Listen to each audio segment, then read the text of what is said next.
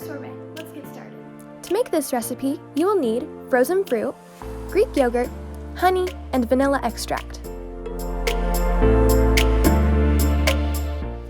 First, you want to add 2 cups of your frozen fruit. Next, you're going to add a 1/4 cup of Greek yogurt, a 1.5 tablespoons of honey, and 2 tablespoons of milk.